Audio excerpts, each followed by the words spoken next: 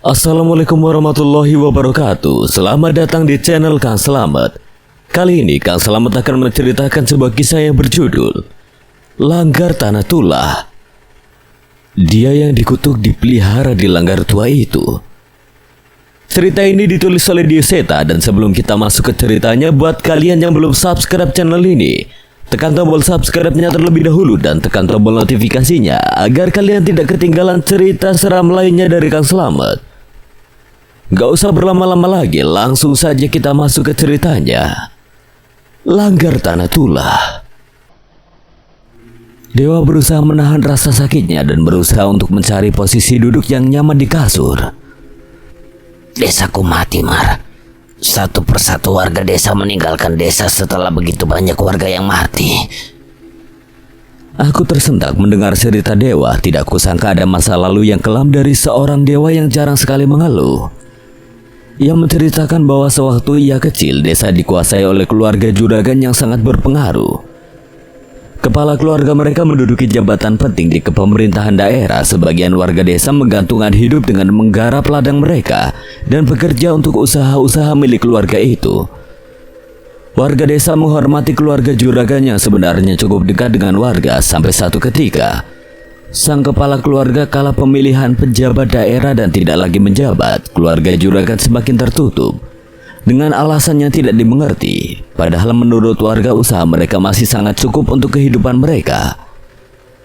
Tak lama kemudian kejadian-kejadian yang di luar nalar terjadi. Satu persatu anggota keluarga juragan meninggal dengan misterius. Warga desa tidak dilibatkan dalam pemakaman hingga hanya tersisa sang kepala keluarga yang masih hidup. Awalnya warga desa Dewa simpati, namun ternyata hal yang aneh mulai terjadi di desa. Kematian mulai merenggut nyawa orang-orang yang bekerja pada keluarga juragan. Mereka mati dengan tidak wajar. Keluarga korban mengaku rumahnya didatangi sekumpulan makhluk berwujud manusia berwajah pucat dengan berpakaian serba putih di malam hari. Dan di pagi hari setelahnya, anggota keluarga itu mati dengan tubuh yang kaku dan mulut menganga.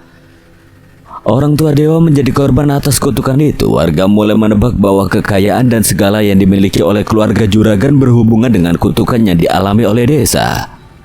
Saat mendatangi rumah keluarga juragan, mereka menemukan sisa-sisa ritual yang menunjukkan bahwa ternyata mereka melakukan perjanjian gaib untuk mendapatkan kekayaan. Sisa-sisa ritual itu seolah usaha terakhir sang juragan untuk menghentikan kutukan itu. Tapi saat hendak meminta pertanggungjawaban dari satu-satunya keluarga yang tersisa, warga justru menemukan mayat sang kepala keluarga sudah tergantung tidak bernyawa di kamarnya sendiri. Sejak kejadian itu, teror di desa Dewa semakin menjadi-jadi. Ingon peliharaan keluarga juragan seperti mencari sendiri tumbal untuk dirinya. Mulai dari penyakit aneh, kematian tidak wajar, hingga bunuh diri secara perlahan satu persatu warga desa mati. Tidak jarang mereka yang masih bertahan melihat keberadaan setan berwujud keluarga juragan yang berjalan mengelilingi desa. Tidak ada jalan lain, akhirnya warga yang tersisa memilih untuk pergi dari sana dan membangun kehidupan di desa lain, termasuk Dewa yang diurus oleh tetangga dekatnya. Sudah lama semenjak aku meninggalkan desa orang tuaku. Apa yang terjadi di sana saat itu tidak jauh berbeda dengan yang mungkin terjadi di sini, Mar. Mbah Bengkong mengelus kepala Dewa. Ia seperti sudah mengerti perasaan Dewa sejak awal mereka bertemu. Tidak akan terjadi. Kami benar-benar menjaga desa ini dengan baik. Sebenarnya saya tidak mau berpikir jahat, Mbah. Tapi dibandingkan juragan di desa saya merasa bahwa Mbah Guru lebih tidak ragu untuk mengorbankan warga desa dibanding membiarkan anggota keluarganya yang mati. Mendengar ucapan Dewa itu, seketika aku, Pak Mantri, Bapak menoleh ke arah Mbah Bengkong. Tidak dapat dipungkiri bahwa hal itu mungkin benar adanya. Ia menganggap warga desa lebih rendah dari mereka. Kita tidak bisa bertindak tanpa bukti. Yang bisa kita lakukan hanya melindungi diri kita dengan menggantungkan diri pada Allah. Yang penting sekarang kamu pulih dulu, Le. Dewa seperti tidak puas dengan tanggapan Mbah Bengkong, tapi saat ini pun kami tidak dapat berbuat apapun. Jika harus menunggu ada korban, maka itu sudah terlambat. Tapi Mbah Bengkong tidak meminta kami untuk berpangku tangan. Selama 1 bulan penuh ini pengajian harus terus diadakan di masjid. Ia meminta untuk menanam bambu kuning yang serupa dengan yang ditanam di langgar di sekitar masjid. Kalau terjadi apa-apa dengan warga desa, masjid adalah tempat yang paling aman untuk saat ini. Kami pun mengerti. Bapak dengan bantuan Pak Mantri menceritakan hal ini kepada Ustadz Kusni. Beliau menggeleng mendengar cerita tidak masuk akal itu, namun sebenarnya ia juga sudah menyadari keanehan di langgar Mbah Guru. Kalau Mbah Bengkong yang bicara, saya siap untuk membantu.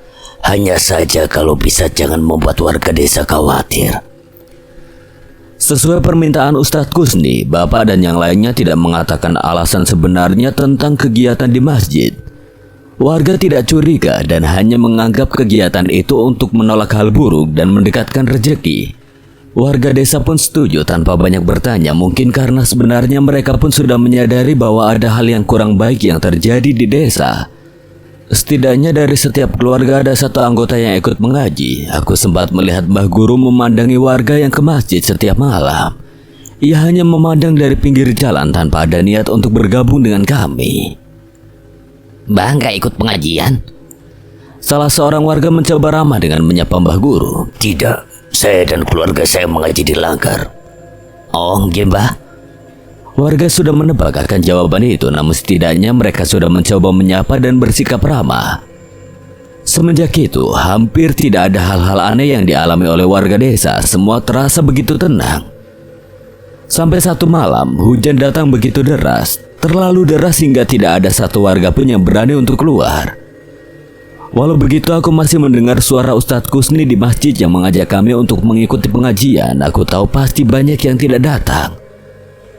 Aku melihat Dewa tengah bersiap-siap membawa sarung dan mencari payung. Aku yakin ia ingin tetap berangkat walau hujan mengguyur desa dengan deras. Ya, untuk kami yang mengetahui bahaya yang tengah dihadapi desa, hujan deras tidak akan menghalangi kami. Tunggu Wak, aku ikut. Aku juga buru-buru mengambil sarung dan peciku, tapi saat hendak keluar, aku melihat Dewa terdiam terpaku di depan pintu tanpa bergerak sedikit pun. Dewa, nggak jadi. Ia menoleh ke arahku sejenak dan kembali melihat ke arah hujan yang masih turun dengan begitu deras. Wajahnya terlihat cemas dengan tubuhnya yang gemetar. Aku pun mendekat ke arahnya dan melihat ke arah yang memandang. Astagfirullahaladzim. Seketika kalimat istighfar terucap dari bibirku. Di luar, di bawah rintik hujan yang begitu deras, telah menanti sosok-sosok berwajah pucat di halaman rumahku. Mereka menatap dengan tatapan tajam ke arah kami seolah sengaja menahan kami untuk meninggalkan rumah. Saat itu aku pun sadar tidak hanya di halaman rumahku, puluhan sosok itu tersebar di seluruh desa mengawasi tiap-tiap rumah di bawah guyuran hujan deras. Ini gila, apa yang terlihat di hadapan kami saat ini benar-benar gila. Jangan keluar, Pak. Tapi Mar, aku juga tahu pasti sesuatu yang buruk akan terjadi. Tapi kita nggak bisa gegabah. Aku kembali masuk dan menghampiri kamar Bapak. Tak kusangka Bapak tengah bersimpu dengan tasbih di tangannya sambil terus membaca doa. Mas, Gendis takut. Tenang Gendis, Allah akan selalu ada bersama kita. Walaupun aku berusaha menenangkan Gendis, aku sendiri masih terus merasa cemas. Apalagi hal buruk yang terjadi malam ini. Kilatan cahaya memasuki celah rumah bersama suara yang menggelegar. Suara petir terdengar begitu dekat beriringan dengan listrik rumah yang tiba-tiba padam. Seketika keadaan rumah pun menjadi gelap gulita tanpa adanya penerangan.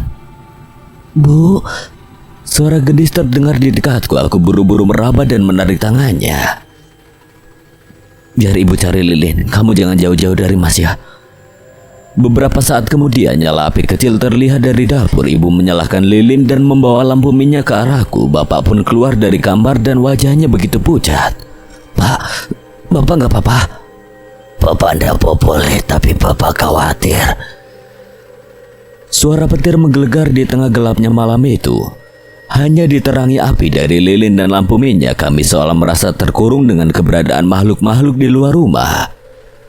Aku dan Dewa berusaha tidak membicarakan apa yang kami lihat di luar agar Gendis tidak khawatir.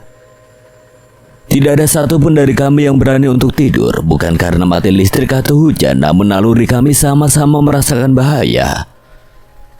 Di tengah perasaan cemas itu, tiba-tiba kami mendengar suara. Aku mendekatkan telinga ke arah jendela dan perlahan aku mendengar suara dari masjid terdengar semakin keras. Itu Ustadz Husni. Ia membacakan ayat-ayat suci dengan pengeras suara ke seluruh desa. Suaranya terdengar beradu dengan rintikan hujan yang enggan untuk berhenti.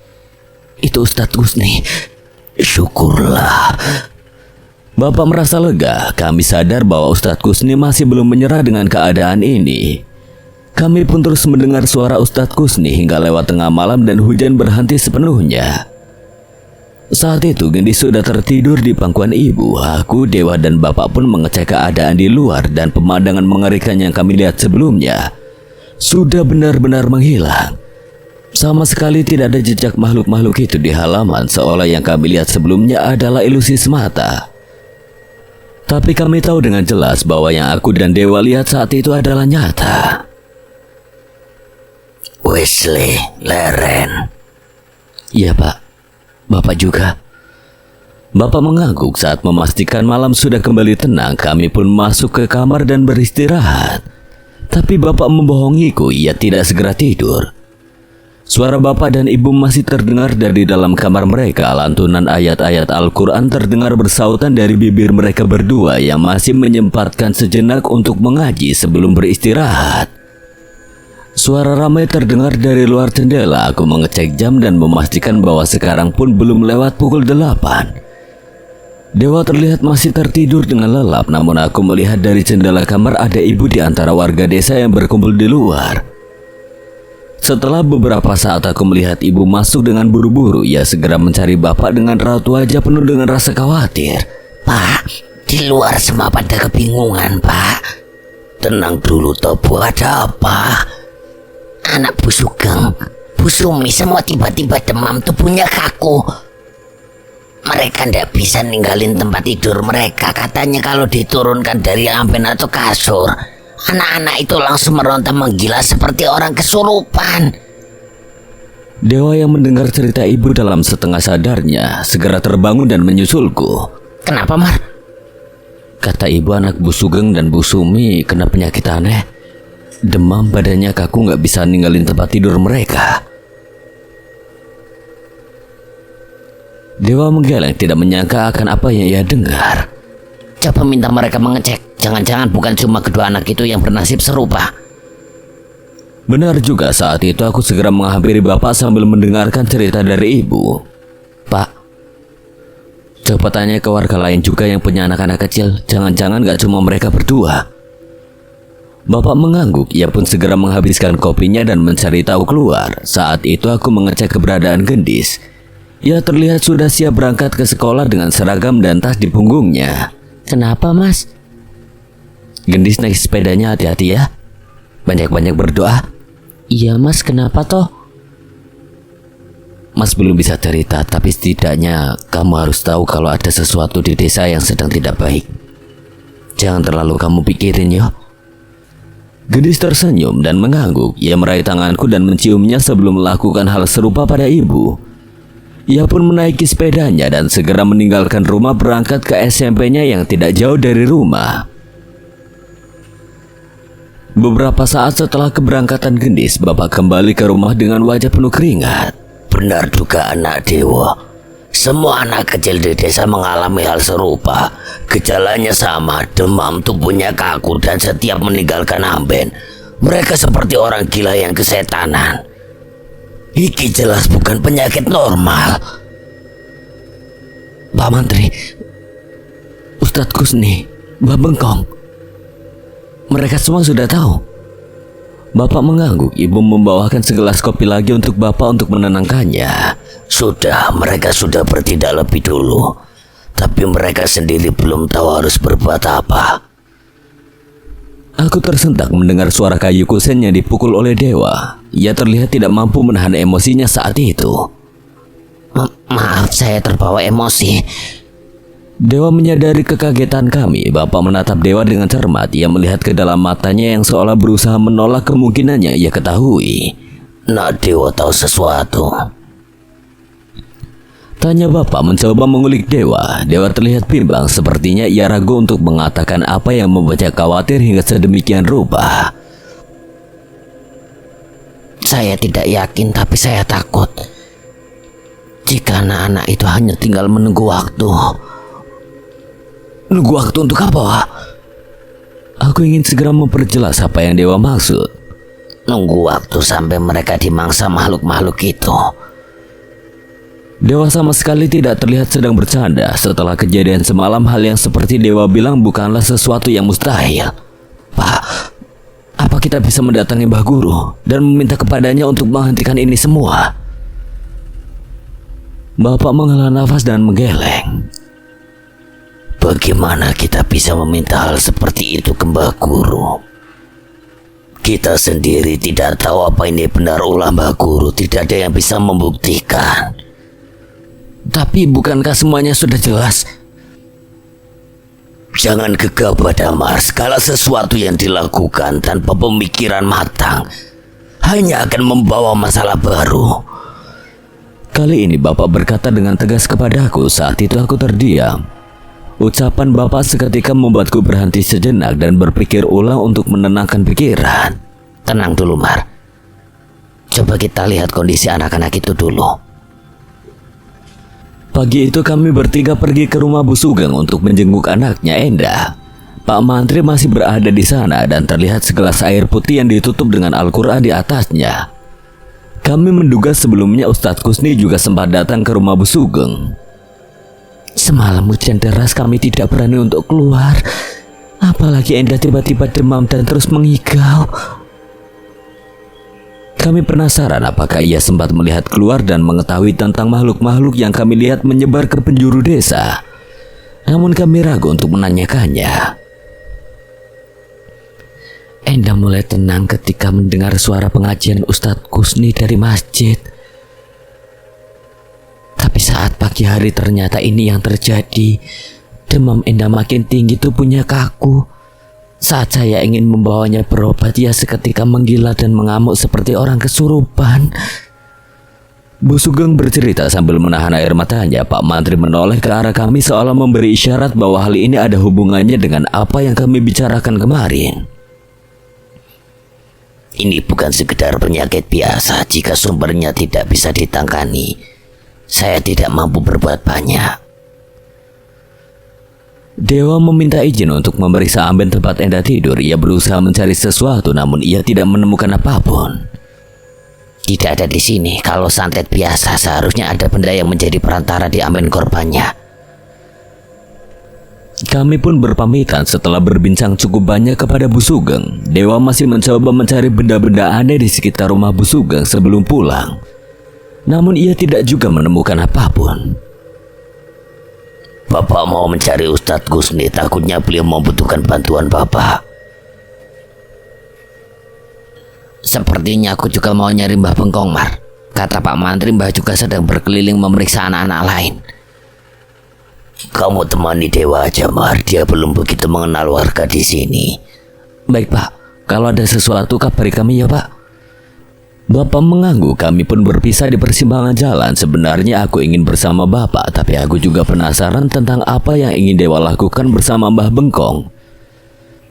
Setelah bertanya dengan beberapa warga, kami pun bertemu dengan Mbah Bengkong yang baru saja meninggalkan salah satu rumah. Wajahnya terlihat cemas dan begitu khawatir. Aku menduga sepertinya Mbah Bengkong pun belum menemukan cara untuk menolong anak-anak itu. Gimana, Mbah? Ada yang bisa kami lakukan? Dewa langsung ke inti permasalahan yang terjadi. Mbah Bengkong menatap ke arah kami berdua dengan tatapan mata yang ragu. Ayo ke rumah, Mbah. Tiba-tiba ia mengajak kami ke rumahnya tanpa membuka pembicaraan apapun. Kami pun menurutinya tanpa mencoba bertanya apapun. Secara tidak langsung kami sudah sama-sama mengerti akan kondisi yang terjadi. Tenung Tali Sukmo. Saya pernah mendengar tentang ilmu hitam itu waktu masih muda. Si Prapal akan mengikat sukma orang-orang yang dituju dengan satu maksud. Mbah Bengkong bercerita sambil membuka buku-buku tua yang sudah berdebu di rumahnya, tapi sepertinya ia tidak menemukan apa yang ia cari. Santet, Mbah. Bisa dikatakan begitu, tapi tenung tali sukmo biasa digunakan untuk mengikat seseorang. Kadang untuk mengancam orang lain untuk mengikuti keinginannya, atau kemungkinan yang lain. Kemungkinan lain apa, Mbah? Kemungkinan agar anak-anak itu tidak pergi kemanapun agar bisa dimangsa. Dewa lebih dulu menyadari maksud dari Mbah Bengkong. Entah mengapa aku merasa sepakat dengan dugaan Dewa. Tapi bagaimana cara kami memastikannya? Terlebih bagaimana cara kami menghentikannya? Kami pun menoleh ke arah Mbah Bengkong. Ia berjalan ke jendela belakang rumahnya yang hanya berjarak beberapa langkah dari pintu depan. Rumahnya begitu kecil, bahkan tidak ada kamar di rumah Mbah Bengkong. Rumahnya hanya ditutupi sekat seadanya untuk memisahkan ruang belakang untuk meja makan dan barang-barangnya. Sedangkan amben tempatnya tidur menjadi satu dengan ruangan depan. Aku baru sadar bahwa langgar milik Mbah Guru terlihat dari jendela belakang Mbah Bengkong walau tertutup oleh pagar bambu kuning. Bangunan tua itu masih saja terlihat misterius. Namanya tali pasti ada tiangnya. Jika apa yang kita curigai itu benar, maka anak-anak itu pasti tidak akan bisa bertahan sampai tengah malam. Lantas kita harus bagaimana, Mbah? Apa sekalian kita geruduk saja rumah Mbah Guru? Tidak ada bukti bahwa ini semua ulahnya. Mbah Bengkong sekali lagi berkata dengan tegas. Ia sadar salah bertindak sedikit saja masalah akan menjadi lebih runyam. Tapi nggak mungkin kita diam aja kan, Mbah? Aku bersikeras, namun Dewa memegang bahuku. Ia memberi isyarat kepadaku. Saat itu aku tersadar bahwa aku terlalu menekan Mbah Bengkong. Aku dan Dewa mundur, memberikan waktu pada Mbah Bengkong. Kami benar-benar gelisah, namun kami berusaha untuk menyikapi keadaan ini dengan lebih tenang. Mbah, saya bikinin kopi ya, Mbah. Tiba-tiba Dewa berinisiatif mengecek termos di meja makan Mbah Bengkong dan mencari gelas untuk kopi. Mbah Bengkong membalas seadanya, namun saat itu aku merasa suara Mbah Bengkong berbeda. Saat aku memperhatikannya dengan lebih jeli, aku baru sadar bahwa sedari tadi Mbah Bengkong menunduk dan memejamkan matanya di jendela yang mengarah ke langgar. Dewa membuatkan 3 gelas kopi yang mengantarkan kopi untukku dan dirinya, sebelum akhirnya meletakkan kopi satu lagi di dekat Mbah Bengkong. Monggo, Mbah. Dewa mengantarkan dengan penuh sikap yang sopan, jauh lebih sopan dari saat ia berbicara dengan Mbah Bengkong sebelumnya. Saat ini aku merasa bahwa situasi mulai berbeda. Mbah Bengkong mengambil gelas kopi itu dan menyeruputnya tanpa menoleh ke arah kami. Ia masih terus menutup matanya sambil mengarah ke arah langgar. Sementara aku dan Dewa hanya menanti sambil menikmati kopi hitam yang Dewa buatkan untukku. Tak berapa lama setelahnya terdengar suara Mbah Bengkong menghela nafas. Ia pun berpaling menoleh ke arah kami. Ada jasad yang menjadi tumbal belasan tahun yang lalu. Tubuhnya dipisahkan dan ditanamkan di 4 penjuru desa.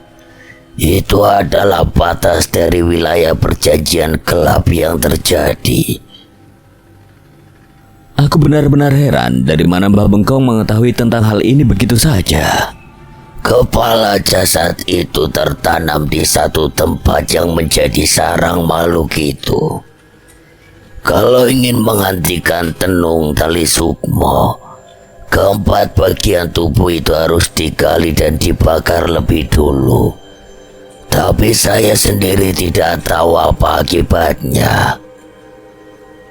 Aku memperhatikan jam dan mendapati jarum jam masih menunjuk ke tengah hari. Masih ada waktu untuk mencari 4 bagian tubuh tumbal yang menjadi pengikat kutukan ini. Kami cari, Mbah. Kami akan meminta pertolongan Ustadz Kusni juga. Mbah Bengkong mengangguk. Aku tahu ia masih berusaha mencari petunjuk lain. Entah mengapa tubuhnya terlihat lelah setelah berpaling dari jendela tadi. Kami pun memutuskan untuk membiarkan Mbah Bengkong sendirian dulu. Tapi tepat saat kami membuka pintu, tiba-tiba seseorang memandang kami dari seberang jalan desa. Itu Mbah Guru, tangannya menyeret seorang anak kecil yang kejang-kejang dengan wajah yang pucat. Kami benar-benar kesal melihat pemandangan itu. Namun bukannya takut dengan keberadaan kami, Mbah Guru malah tersenyum seolah menantang. Dari seberang jalan, Mbah Guru memandang kami dengan senyuman yang aneh. Aku benar-benar tidak percaya dengan apa yang aku lihat. Mbah Guru yang selama ini tenang dan bersikap berwibawa kini berada di hadapanku dengan menyeret seorang anak kecil. Tubuh anak itu terlihat kaku dan terus kejang-kejang, wajahnya pucat dan penuh dengan luka. Mbah Guru, apa-apaan ini? Aku mencoba mempertanyakan apa yang ia perbuat, namun Dewa tiba-tiba menahanku untuk menghampirinya. Jangan, Mar. Mbah Guru tiba-tiba tertawa dengan suara yang aneh. Dia benar-benar tidak seperti Mbah Guru. Di tengah kebingungan kami, dari belakang Mbah Bengkong menghampiri kami. Ia melihat Mbah Guru dan menggeleng. Oh alah. Mbah Bengkong dengan begitu saja membuang kopi bekas dari gelasnya ke hadapan Mbah Guru, dan anehnya sosok yang kami lihat seperti Mbah Guru itu berubah menjadi seekor monyet yang menyeret temannya sendiri. Monyet itu pun meringis mendesis ke arah kami dan bergegas berlari ke arah lain dan menghilang. Ini tidak akan mudah. Sepertinya lelembut di sekitar sini sedang tertarik pada desa kita.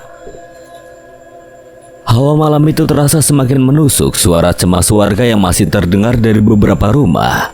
Sialnya lagi, menurut cerita Mbah Bengkong, mungkin di setiap rumah sudah ada demit yang mengawasi, menanti anak-anak itu mati dan menjadi kawan mereka. Aku dan Dewa buru-buru mencari keberadaan Ustadz Kusni dan Bapak. Ustadz Kusni masih sibuk memeriksa keadaan anak-anak yang masih belum pulih. Sementara Bapak mencoba menenangkan orang tua anak itu. Saat aku ingin menceritakan tentang apa yang kami ketahui, Ustadz Kusni mengajak kami untuk membicarakan ini semua di masjid. Tenung. Bapak nggak nyangka masih ada yang pakai begituan di zaman begini. Bapak menggeleng, tidak menyangka dengan apa yang ia dengar. Di agama Islam, tenung itu sihir. Semua dikerjakan oleh jin yang memanipulasi manusia. Terus kita harus bagaimana, Ustadz? Mbah Bengkong meminta kami mencari keempat bagian tubuh yang dikubur di penjuru desa dan membakarnya hingga musnah. Ustadz Kusni menghela nafas dan diam sejenak. Sepertinya ia juga memikirkan hal lain. Suasana di masjid hening sesaat. Kami menunggu respon dari Ustadz Kusni yang kami percaya dapat memberikan jalan yang paling baik untuk masalah ini. Yang saya takutkan, Mbah Bengkong juga mendapatkan petunjuk itu dari jin. Saya tahu Mbah Bengkong orang baik, tapi sosok yang berkomunikasi dengan Mbah Bengkong, kita tidak bisa memastikan. Ucapan Ustadz Kusni ada benarnya. Dewalah yang menyadari lebih dulu bahwa selama di rumah tadi gerak-gerik Mbah Bengkong seolah tengah berkomunikasi dengan sosok lain. Lantas kita harus bagaimana, Ustadz? Ustadz Kusni pun terlihat cukup bingung. Ia berbalik menatap lafaz Allah di belakangnya dan merenung sesaat. Pernah ada kejadian orang-orang yang menemukan buhul di rumahnya dan membakarnya begitu saja. Entah bagaimana ceritanya, tapi orang itu berakhir celaka. Seperti yang terjadi pada saya, Ustadz. Saat saya mengambil benda-benda gaib di dekat langgar, jin-jin itu mengincar saya. Aku pun pernah mendengar hal serupa, bahkan terjadi di kampung ini. Ada salah seorang perempuan di desa yang tiba-tiba sakit terus-menerus. Penyakitnya yang juga aneh membuat warga menduga perempuan itu terkena santet. Sang ayah yang menemukan buhul perantara santet itu buru-buru membakarnya. Alhasil sang ayah mengalami sakit yang lebih parah dari anaknya itu. Maksudnya bisa saja hal serupa akan terjadi bila kita menemukan dan membakar benda-benda itu. Ustadz Kusni mengangguk. Aku berpikir ini seperti jalan buntu. Apa memang harus ada yang berkorban untuk menyelamatkan anak-anak di desa ini? Pikirku saat itu. Biar saya saja yang membakarnya, Ustadz. Kumpulkan saja di satu tempat. Dewa berniat mengambil semua resiko itu sendiri. Dewa, jangan ngawur, jangan nekat lagi kamu. Gak ada waktu lagi, Mar. Keburu pagi. Tetap gak bisa. Kamu pendatang di sini, harusnya kamu malah gak terlibat urusan ini. Kali ini aku cukup keras pada dewa. Aku tahu niat baiknya, tapi aku yakin masih ada cara lain. Ustadz, kalau kita gali bagian tubuh itu dan kita kuburkan dengan layak seperti ajaran Islam, apakah mungkin roh pemilik bisa tenang dan terlepas dari ikatan tumbal? Ustadz Kusni merenung sejenak. Dari wajahnya ia melihat kemungkinan bahwa ucapan bapak ada benarnya. Itu masuk akal jika harus mengambil resiko. Saya lebih memilih mencoba metode itu daripada harus meminta Mas Dewa memusnahkan benda-benda itu sendiri. Saran dari bapak terdengar masuk akal bagi kami. Kami pun setuju dan Ustadz Kusni membawakan kami masing-masing satu tas kain berisi satu botol air doa dan gulungan kain kafan. Kami mengambil cangkul dan alat seadanya yang sekiranya bisa membantu kami menggali. Kita kuburkan di tanah yang baik. Saya akan ke pemakaman desa dan mempersiapkan tanah untuk mengubur bagian tubuh mayat itu. Siramkan air doa itu pada setiap bagian tubuhnya saat kalian menemukannya. Jangan tergoda oleh hasutan apapun. Saat itu aku, bapak dan dewa berpencar berkeliling desa. Petunjuk kami hanyalah kami harus menemukan 3 buah gundukan yang berada di batas desa. Aku melihat bapak segera bertanya pada beberapa warga. Namun aku melihat dewa seolah merasa yakin dengan arah yang ia tuju. Sejujurnya aku merasa ada yang berbeda dengan dewa. Firasatku saat itu membuatku lebih ingin membuntuti dewa daripada mencari gundukan tanah itu. Dewa berjalan perlahan mengelilingi desa. Ia terlihat celingak-celinguk ke berbagai arah, bukan sedang mencari sesuatu, namun seolah sedang berusaha menghindari orang lain saat ia menoleh ke belakang. Aku pun buru-buru bersembunyi agar ia tidak menemukanku. Benar saja, ia tidak memeriksa ke pinggir desa, melainkan meninggalkan desa menuju ke arah kebun jati yang berjarak cukup jauh dari desa. Apa yang dewa niatkan? Aku diambang keraguan. Haruskah aku terus mengikuti dewa sementara waktu kami tidak banyak? Tapi dalam kondisi ini aku lebih memilih mengikuti naluriku dibandingkan akal sehatku. Dengan berhati-hati aku mengikuti jejak dewa memasuki kebun-kebun jati yang gelap. Ia tidak menggunakan penerangan sedikit pun. Hanya cahaya bulan yang menjadi sumber cahaya di jalur yang kami lalui. Udara dingin semakin menusuk dan suara gemerisik daun jati terdengar sepanjang aku melalui kebun ini. Tak berapa lama aku melihat ada sumber cahaya kecil di sudut hutan jati. Dewa mengarah ke sana seolah sedari awal memang itu tujuannya. Ada seseorang di sana. Semakin mendekat aku semakin mencium aroma kemenyan yang terbawa oleh angin. Aku mulai melihat bahwa sumber cahaya itu berasal dari lampu minyak yang diletakkan di sebelah tungku tempat kemenyan itu dibakar. Dewa mendatangi orang yang mulai terlihat tidak asing itu. Semakin aku mendekat, aku semakin mengenali sosok itu. Ia adalah Mbah Bengkong. Bukankah sebelumnya ia ada di rumahnya? Mengapa dewa bisa tahu dan menghampiri Mbah Bengkong di sini? Aku menahan diri untuk tidak mendatangi mereka. Aku benar-benar penasaran apa yang mereka tutupi dari kami hingga harus diam-diam bertemu di hutan jati seperti ini. Dewa duduk di hadapan Mbah Bengkong. Saat itu Mbah Bengkong mengeluarkan sesuatu dari tas anyamannya ke hadapan mereka. Aku mendekat perlahan bersembunyi di antara pohon-pohon jati yang sebenarnya tidak bisa menutupi tubuhku sepenuhnya. Semakin mendekat baru aku bisa melihat bahwa di hadapan mereka telah bergelimpangan bangkai marmut yang dikeluarkan oleh Mbah Bengkong. Aku benar-benar tidak bisa menebak apa yang mereka rencanakan. Bau kemenyan pun semakin menyengat dari tempatku berada. Dewa dan Mbah Bengkong terlihat berbicara begitu akrab, entah apa yang mereka bicarakan. Namun di tengah perbincangan itu tiba-tiba Mbah Bengkong memotong bangkai marmut dengan parang hingga darah hewan itu pun bermunceratan. Aku hampir tidak percaya dengan apa yang kulihat. Dewa dan Mbah Bengkong mengobrol dengan santai sambil memakan bangkai marmut itu begitu saja. Aku hampir tidak mampu menahan mual melihat apa yang mereka lakukan di sana. Saat itulah aku memutuskan untuk mendatangi mereka dan mempertanyakan apa yang mereka lakukan. Dewa, apa-apaan ini? Teriakanku membuyarkan apa yang tengah mereka lakukan. Dewa dan Mbah Bengkong tidak segera menggapaiku. Mereka masih menikmati bangkai marmut yang berdarah-darah di hadapan mereka. Aku pun mendekat dan mencoba menghentikan mereka. Saat itulah mereka menoleh ke arahku dengan wajah yang berlumuran darah hewan kecil itu. Mbah Bengkong dan Dewa tersenyum sedikit tertawa ke arahku. Dalam sekejap aku pun sadar mereka bukan Dewa dan Mbah Bengkong yang aku kenal. Tubuhku pun gemetar melihat sosok yang semakin terlihat mengerikan itu. Siapa kalian? Aku melangkah mundur, alih-alih menjawab mereka hanya terus tertawa dengan suara yang semakin nyaring. Saat itu aku pun sadar bahwa aku telah terjebak oleh perangkap mereka. Dengan segera aku pun bergegas berpaling dan berlari kembali ke desa. Aku tidak melihat mereka mengejar, namun suara tawa mereka masih terus terdengar di sekitarku. Aku merasakan ada bahaya yang mengincarku. Lari, aku harus terus berlari. Hanya kata-kata itu yang terus terlintas di pikiranku. Tapi sejak saat aku berpaling tadi, seketika suasana benar-benar berbeda. Kebun jati tempatku berada tidak seperti sebelumnya. Hanya pohon-pohon jati yang gersang dengan batang yang menghitam yang ada di sekitarku. Suara gemerisik dedaunan berganti dengan suara tawa samar dari berbagai sisi.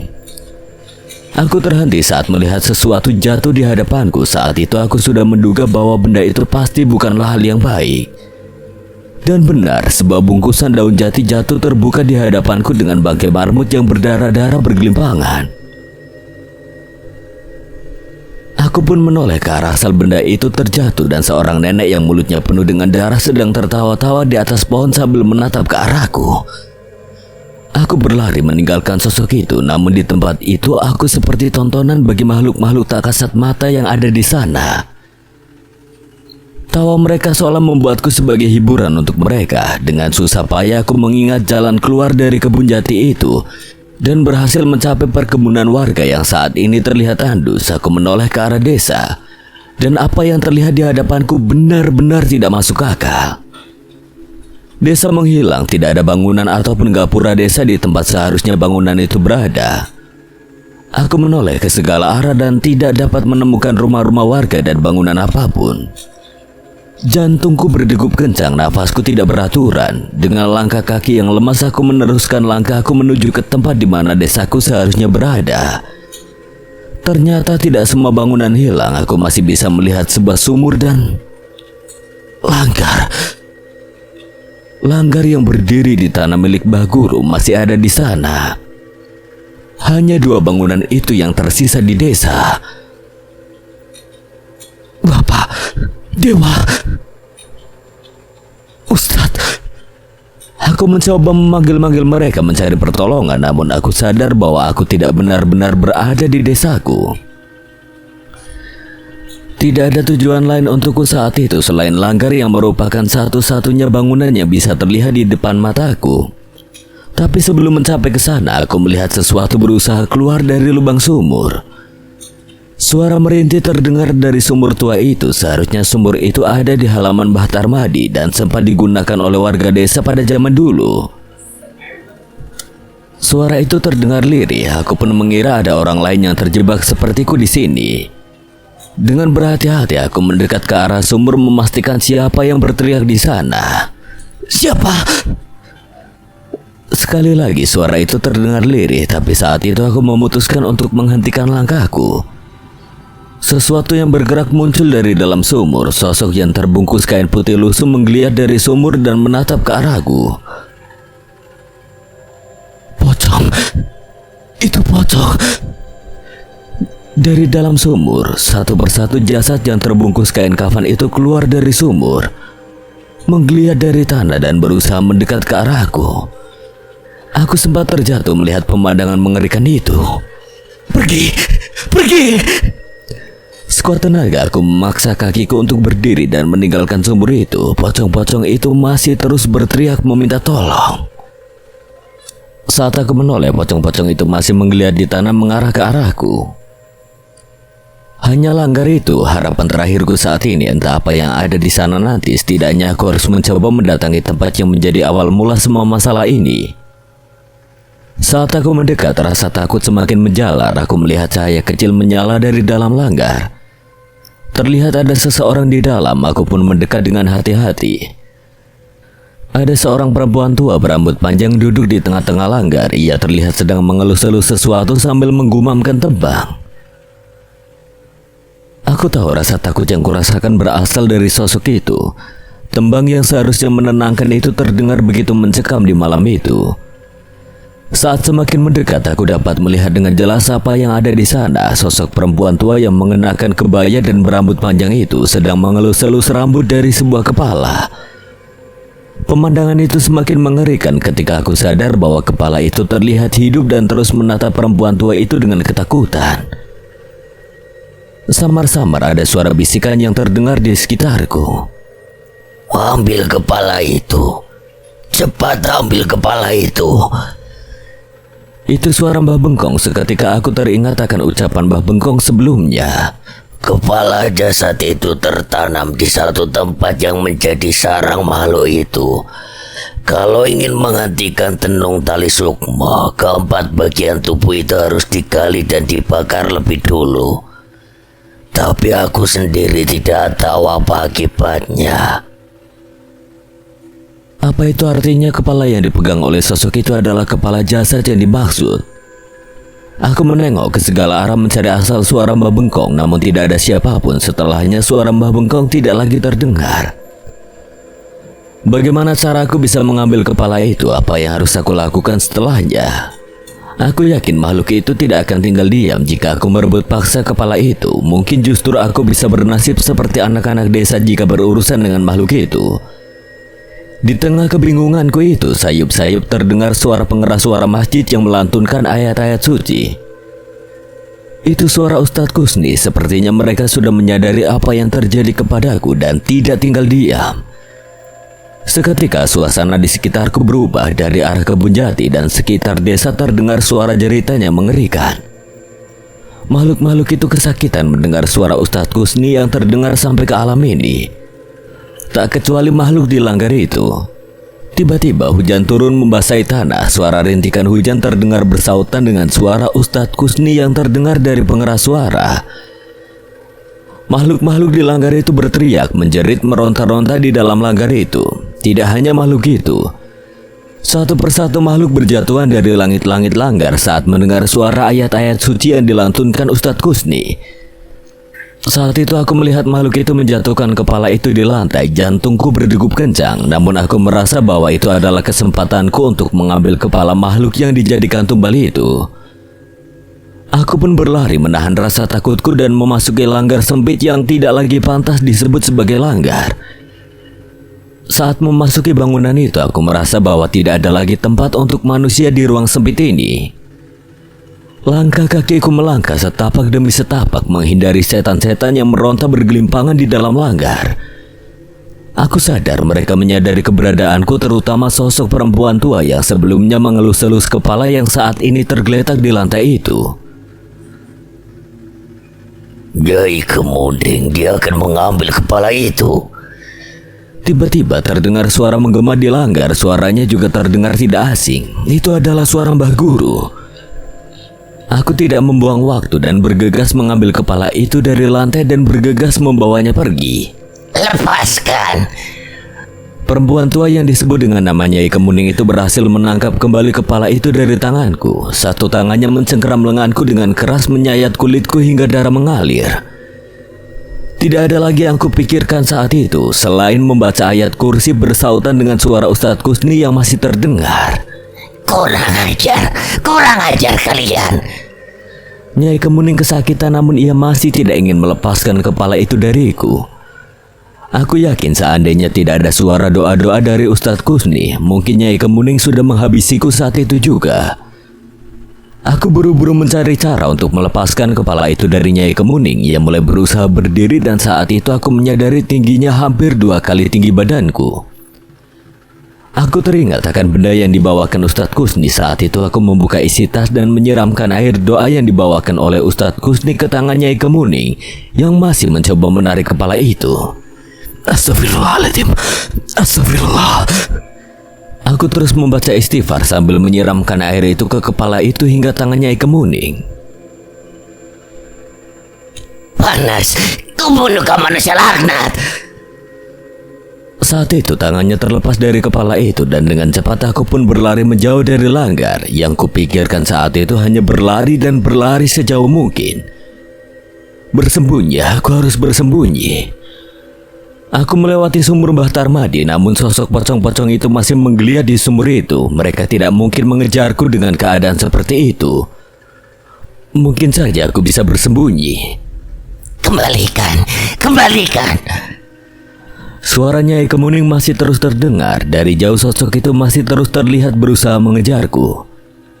Namun suara doa-doa Ustadz Kusni terus menyiksa. Aku kembali melangkahkan kakiku berlari keluar desa. Hawa dingin yang menusuk, tetesan hujan membuatku sulit memandang ke depan. Aku hanya terus membaca doa dalam hati berharap adanya petunjuk akan apa yang harus aku lakukan. Kau pasti mati. Suara-suara dari atas pohon terdengar di antara suara rintikan hujan. Nyai Kemuning akan membunuhmu. Setan-setan itu terus mengutukku, tapi tidak ada yang ingin kulakukan lagi selain berlari dan berlari sambil terus membaca doa. Aku berhenti saat melihat beberapa orang berdiri di tengah hujan. Mbah Bengkong, Ustadz Kusni. Aku melangkah mengatur nafasku memperhatikan dua sosok yang ada di depanku, tapi aku salah. Saat mendekat aku baru sadar bahwa sosok yang berdiri di hadapanku adalah Mbah Guru dan seseorang yang lebih tua darinya. Tiba-tiba aku tersadar di pelataran masjid. Dewa, Bapak Ustadz Kusni dan beberapa warga desa mengelilingiku dengan wajah cemas. Aku sempat menoleh ke gerbang masjid dan di sana terlihat Mbah Guru berdiri di sana. Damar. Apa yang terjadi? Ada warga desa nemuin kamu pingsan di dekat gapura. Mereka langsung bawa kamu ke sini. Aku memegangi kepalaku, rasa sakit dan lelah menyelimuti tubuhku seolah apa yang aku rasakan itu benar-benar nyata. Mar, tanganmu. Dewa melihat bekas luka cengkeraman di tanganku. Luka itu benar-benar ada. Mengetahui aku sadar. Tiba-tiba Mbah Guru masuk ke dalam halaman masjid dan menghampiriku. Di mana benda itu? Benda apa, Mbah? Tidak usah pura-pura. Kembalikan benda yang kau rebut dari Nyai Kemuning. Suara itu, suara kasak-kusuk warga desa terdengar. Benda Nyai Kemuning?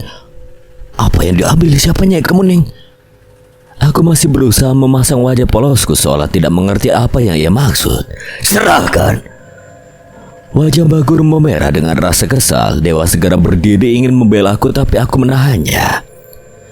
Aku berdiri dari posisi tidurku dan menunjukkan keadaanku. Ambil saja, Mbah. Kalau memang benda yang Mbah maksud ada pada saya. Aku menunjukkan keadaanku dan menumpahkan semua benda di tas kainku. Mata Mbah Guru memeriksa semuanya dan tidak menemukan apa yang ia cari. Kepala jasad tumbal itu. Ingat kamu, Damar. Jangan main-main dengan saya dan keluarga saya. Tidak, Mbah. Mbah boleh periksa sendiri. Dengan wajah kesal, Mbah Guru melengos begitu saja dan pergi meninggalkan masjid. Warga desa bertanya-tanya akan apa yang dimaksud oleh Mbah Guru, namun kami berpura-pura tidak tahu. Aku melihat jam di dinding masjid yang menunjukkan pukul 4 pagi. Ustaz, sudah hampir pagi. Saat itu aku teringat tentang rencana kami mencari bagian tubuh tumbal itu, namun saat itu Dewa memintaku untuk tenang lebih dulu.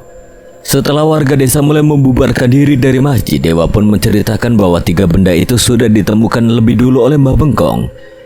Ia datang dan mengantar sendiri pada Ustadz Kusni di pemakaman.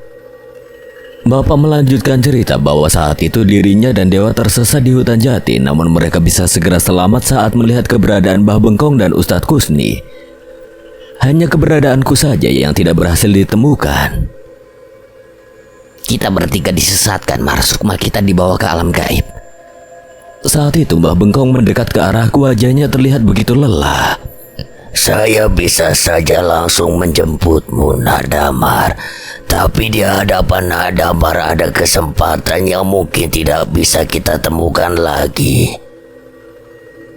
Aku mengerti maksud ucapan Mbah Bengkong. Ia menaruh harapan padaku untuk merebut kepala tumbal itu dari makhluk yang berada di langgar.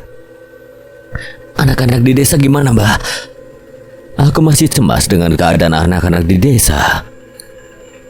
Setelah Ustadz Kusni memakamkan 3 bagian tubuh tumbal itu, seharusnya anak-anak itu akan pulih. Tapi kita tidak tahu kapan tenung itu akan menyerang desa lagi. Jadi maksud Mbak Tenung itu bisa menyerang desa lagi setelah semua ini? Mbah Bengkong mengangguk. Ia menceritakan bahwa selama bangunan langgar itu masih dihuni oleh makhluk peliharaan itu, maka tidak menutup kemungkinan ada tenung-tenung lain yang bisa menyerang desa. Seandainya kita berhasil merebut benda terkutuk itu dari setan itu, mungkin saja semua kutukan ini bisa selesai. Tidak usah memaksakan diri, Mbak. Allah pasti punya cara sendiri untuk melindungi desa ini. Benar, setidaknya masalah anak-anak bisa selesai dulu. Mbah Bengkong pun berusaha berdiri meninggalkan tempatnya. Namun sebelum kami berpisah, aku mencoba menyampaikan sesuatu. Kepala itu saya menyembunyikannya di satu tempat. Mendengar perkataanku, tiba-tiba Mbah Bengkong kembali menoleh. Ustadz Kusni, Bapak dan Dewa pun menatapku dengan serius. Kamu yakin, Mar? Tidak, aku tidak yakin semua yang terjadi seperti mimpi. Tapi jika luka di tanganku ini nyata, mungkin saja kepala itu ada di tempat itu. Saat itu kami semua sepakat untuk memeriksa tempat yang aku maksud. Tapi sebelum itu, Ustadz Kusni mengajak kami untuk menunaikan sholat subuh terlebih dahulu. Azan subuh dikumandangkan oleh Ustadz Kusni. Suasana desa terasa begitu sepi setelah kejadian semalam. Namun bagiku, suara Ustadz Kusni yang menggema di pengeras suara masjid terdengar begitu merdu. Suara itulah yang menyelamatkan nyawaku dari makhluk-makhluk mengerikan di alam tempatku tersesat. Sebelum matahari terbit lebih tinggi, aku mengajak mereka mendatangi sumur Bahtar Madi. Di alam itu aku sengaja membuang kepala tumbal itu di sumur setelah menyiramkannya dengan air doa, membungkus kain kafan dan membacakan doa.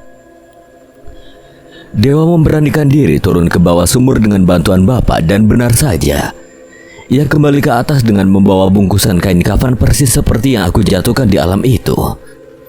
Ini akan kita apakan, Ustadz? Kita jadikan satu dengan bagian tubuh yang lain. Kita kuburkan jasad ini dengan layak agar terlepas dari kutukan makhluk itu. Tanpa menunda waktu, kami segera menuju ke pemakaman. Sekali lagi makam ketiga anggota tubuh itu digali dan kepala itu dimasukkan.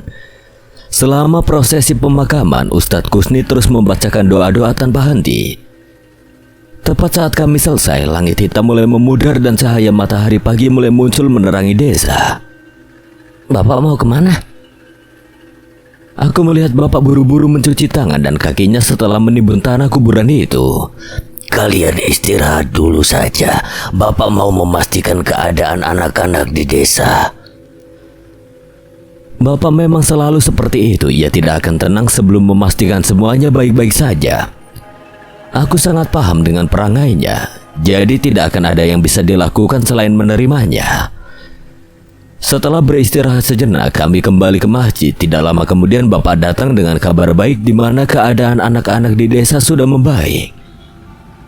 Kami merasa lega mendengarnya, dan setelah itu kami pun berpamitan dan kembali ke rumah masing-masing. Siang itu aku dan Dewa tidur dengan nyenyak. Kami terlalu lelah setelah kejadian semalam, tapi setidaknya kali ini kami benar-benar bisa tidur dengan tenang. Tidak ada hal-hal aneh lagi setelah kejadian di malam itu. Aku dan Dewa benar-benar menikmati kehidupan kami di desa Sri Mulyo, tempat yang begitu nyaman dengan warga desa yang begitu ramah. Sayangnya, panggilan kerja pun akhirnya datang. Kami harus kembali ke ibu kota untuk mengerjakan proyek baru yang didapatkan oleh perusahaan kami. Kontrak kerja selama 3 tahun membuatku harus kembali meninggalkan desa. Tapi kali ini, aku akan lebih sering menghubungi Bapak agar tidak sering-sering merepotkan Pak RT saat menghubungi rumah. Aku memasangkan telepon di rumah Bapak. Setidaknya kami bisa saling berbagi kabar dengan lebih sering setelah ini. Beberapa tahun berlalu, aku dan Dewa merasa bahwa pemikiran kami sedikit lebih matang setelah pulang dari desaku dulu. Kami bisa mengatur keuangan dengan lebih baik dan menghargai setiap pekerjaan dan lingkungan kerja yang kami dapat. Coba kalau karyawan-karyawan di sini seramah orang-orang desamu ya, Mar. Kerja seumur hidup di sini juga siap aku. Jangan, nanti aku malah malas pulang. Kerja sama orang-orang yang sifatnya beda-beda kan ada serunya juga. Benar juga. Dewa sudah memutuskan saat libur lebaran berikutnya, ia ingin ikut lagi pulang ke desaku. Bahkan ia sempat berencana untuk membeli tanah di desa saat uangnya terkumpul nanti. Saat ini, langgar di desa sudah diratakan dengan tanah. Ada tragedi yang menggegerkan desa yang membuat warga memutuskan agar langgar itu dihancurkan. Gendis yang menceritakannya kepadaku beberapa bulan setelah kami meninggalkan desa.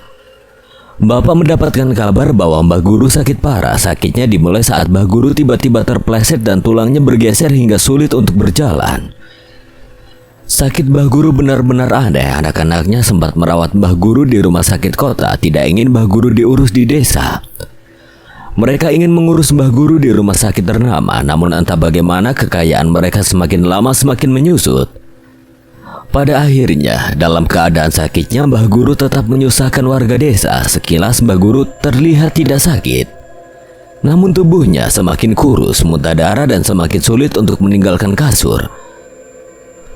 Warga menganggap Mbah Guru sudah penyakit tua dan memang menunggu ajal menjemputnya. Tapi yang terjadi, Mbah Guru hanya tersiksa dan terus tersiksa. Sakaratul mautnya membuat siapapun yang melihatnya merasa kasihan. Bahkan Mbah Guru pernah menghilang dari rumahnya, kadang ditemukan di pemakaman dan kadang ditemukan sedang beringkuk kaku di langgar. Kadang suara Mbah Guru terdengar oleh warga desa yang melintas di langgar.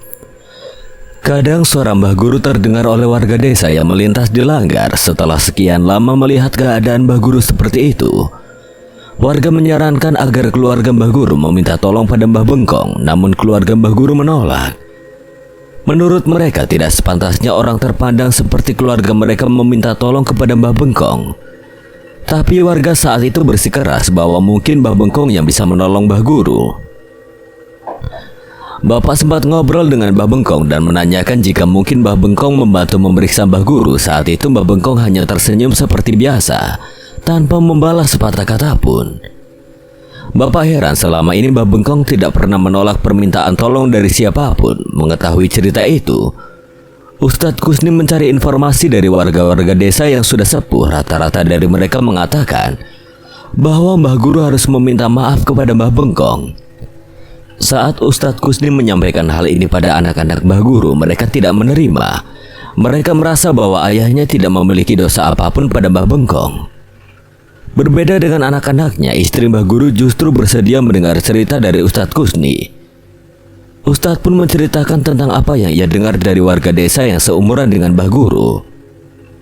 Mereka bercerita bahwa dulu sebagian tanah yang mereka tempati termasuk yang digunakan di langgar adalah tanah milik Mbah Bengkong. Dulu Mbah Bengkong sering meminjamkan uang pada Mbah Guru untuk makan. Ia mengira Mbah Guru dengan ikhlas ingin membantu.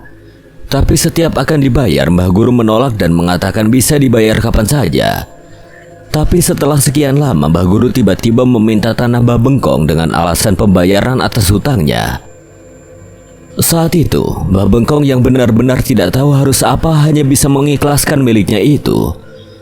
Awalnya anak-anak tidak percaya dengan cerita itu, tapi ternyata istri Mbah Guru mengatakan bahwa apa yang diceritakan oleh warga sepuh itu benar. Warga pun merayu Mbah Bengkong untuk menjenguk Mbah Guru, dan saat itulah istri Mbah Guru dan anak-anaknya mewakili Mbah Guru untuk meminta maaf. Mereka pun bersedia mengembalikan tanah yang diambil dari Mbah Bengkong. Mengetahui niat itu, Mbah Bengkong pun memaafkan dengan berat hati. Luka yang ia pendam sudah terlalu dalam. Ia memaafkan dengan memberi syarat jika saat meninggal nanti ia tidak ingin Mbah Guru dimakamkan di desa. Anggota keluarga Mbah Guru pun menyanggupinya. Mereka sudah cukup lelah dengan keadaan Mbah Guru dan ingin hidup tenang. Setelah Mbah Bengkong mencoba untuk mengobati Mbah Guru, namun berbagai hal aneh terus terjadi. Saat dibacakan Yasin, Mbah Guru malah mengamuk sejadi-jadinya. Untuk menenangkannya, Mbah Bengkong meminta satu genteng di atas tempat tidur Mbah Guru dibuka agar langit terlihat dengan jelas. Setiap hari Mbah Guru pun dimandikan sambil dipecut-pecut dengan daun-daun kelor. Pada hari ketujuh, Mbah Guru pun meninggal sesuai janji. Jasadnya pun tidak dikuburkan di desa dan desa pun kembali tenang. Satu hal yang tidak disangka-sangka oleh warga, hanya selang beberapa minggu setelah berpulangnya Mbah Guru, Mbah Bengkong ditemukan meninggal di rumahnya. Ia meninggal dengan tenang, masih dengan senyum yang menjadi ciri khasnya.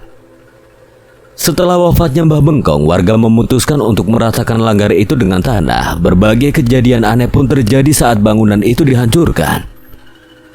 Marbot yang sebelumnya dipelihara tiba-tiba hilang begitu saja. Anggota keluarganya tidak ada yang tahu. Kecelakaan-kecelakaan aneh terjadi, bahkan ada jari seorang warga yang putus saat mencoba membongkar pondasi langgar. Belum lagi selalu ada warga yang kesurupan ketika mengerjakan pembongkaran langgar itu. Mau tidak mau, hampir setiap hari Ustadz Gusni menemani warga desa saat membongkar langgar itu. Sebelum langgar itu selesai, warga-warga desa yang sepuh melakukan rapat sendiri. Mereka mengabarkan pada Ustadz Gusni bahwa di tempat imam di langgar perlu didoakan dulu sebelum digali. Awalnya Ustadz Gusni tidak mengerti maksud mereka, namun saat dilakukan ternyata ditemukan kain mori dibentuk seperti pocong yang berisi rambut. Saat benda itu dicoba untuk dibakar, benda itu tidak bisa terbakar sampai habis. Walaupun sudah dicoba berkali-kali, api itu selalu padam sebelum benda itu terbakar habis. Akhirnya benda itu pun dilarung ke laut dengan bantuan salah seorang warga. Walau cukup menggegerkan desa, akhirnya langgar pun berhasil dibongkar dan tanah itu tidak lagi dibangun apapun. Kisah tentang langgar di Tanah Mbah Guru sampai saat ini masih menjadi cerita yang terus diceritakan sampai ke anak-anak yang tinggal di desa Sri Mulyo. Sekian, dan terima kasih buat Dioseta yang telah mengizinkan saya membawakan ceritanya. Apabila ada kesalahan atau kekurangan, Kang Selamet memohon maaf sebesar-besarnya. Dan akhir kata, Kang Selamet pamit undur diri. Wassalamualaikum warahmatullahi wabarakatuh.